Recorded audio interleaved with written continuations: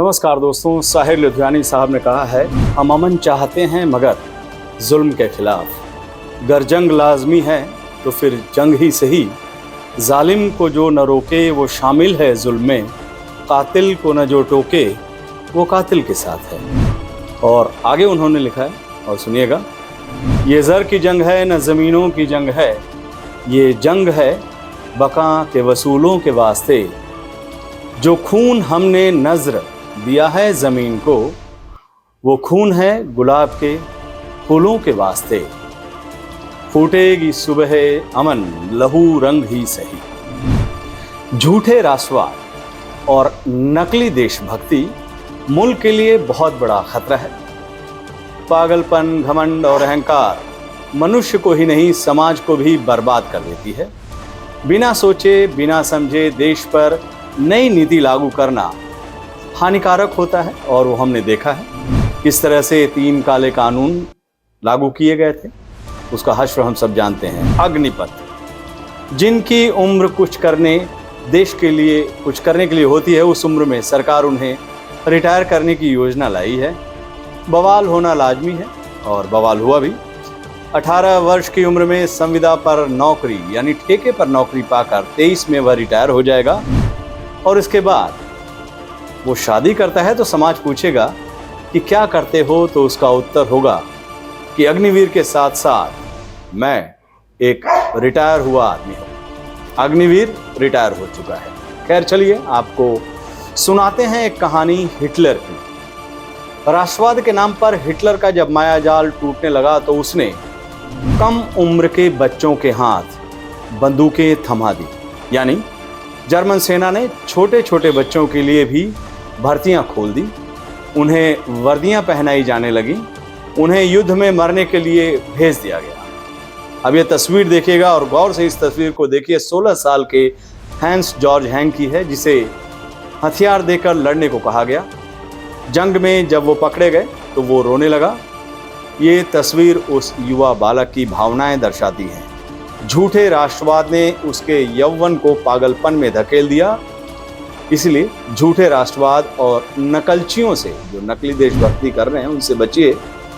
अब आते हैं मुद्दे पर, असली मुद्दे पर। अग्निपथ। अग्निपथ मतलब आग के रास्ते पर ले जाने वाला रास्ता। खैर, अग्निपथ योजना छोटी अवधि के लिए नियुक्त एक फिट जवान की ड्यूटी 10 से 15 साल के लिए होती है।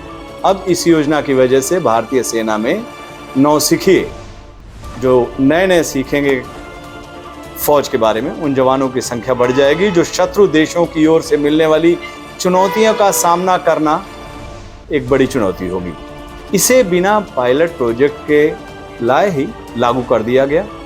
कुछ इसे कहते हैं कि योजना बिना पर्याप्त कर्मचारी और क्षमता के बगैर शुरू की जा रही है। इसके तहत कम प्रशिक्षित युवा किसी सब यूनिट का हिस्सा बनेंगे और फिर बिना किसी भावना के ये अपनी नौकरी सुरक्षित रखने की दौड़ में शामिल हो जाएंगे। एक रिटायर्ड सेवानिवृत्त लेफ्टिनेंट जनरल ने, अखबार जो टेलीग्राफ है उसको उन्होंने बताया, टेलीग्राफ अखबार में, कि ये दुर्भाग्यपूर्ण है कि जिन लोगों ने इस योजना को लाने का फैसला किया है उन्हें भारतीय सेना के बारे में कोई जानकारी नहीं।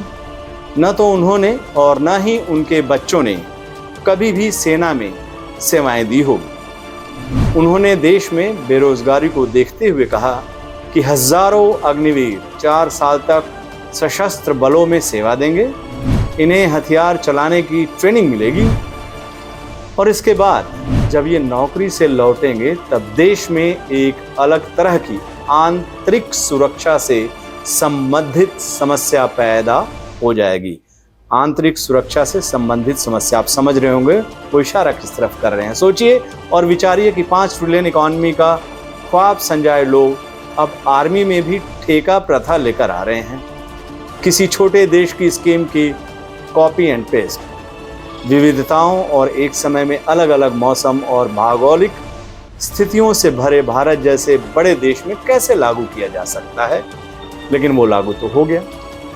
केवल और केवल 4 साल के लिए संविदा यानी ठेके पर नियुक्ति होने वाले जवानों में अनुशासन, समर्पण और अपनी रेजिमेंट, बटालियन अथवा पलटन की इज्जत के लिए जान पर खेलने का जुनून और जज्बा क्या 4 साल में पैदा हो जाएगा?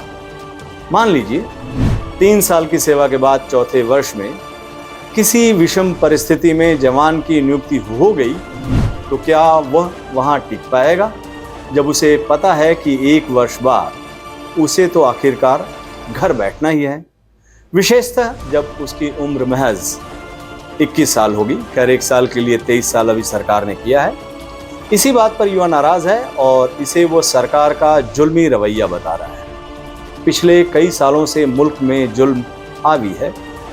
किसान आंदोलन में जुल्म दिखे, नागरिकता कानून आंदोलन जब लागू करने की बात हुई तो उस वक्त हमने जुल्म देखे, कश्मीर में धारा 370 हटाने पर जुल्म दिखे, राजनीतिक पार्टियों के नेताओं यानी विपक्षी दल के नेताओं पर जुल्म दिखे, संसद के अंदर संसद के बाहर सड़कों पर जुल्म दिखे, हाथरस, उन्नाव सहित न जाने कितनी जगहों पर हमारी बेटियों के साथ जुल्म देखने को मिले।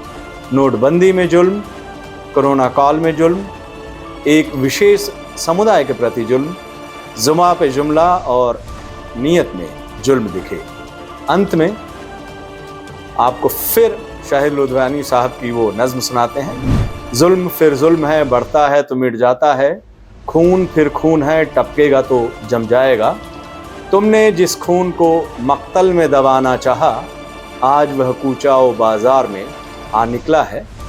कहीं शोला, कहीं नारा, कहीं पत्थर बनकर खून चलता है, तो रुकता नहीं संगीनों से, सर उठाता है तो दबता नहीं आईनों से।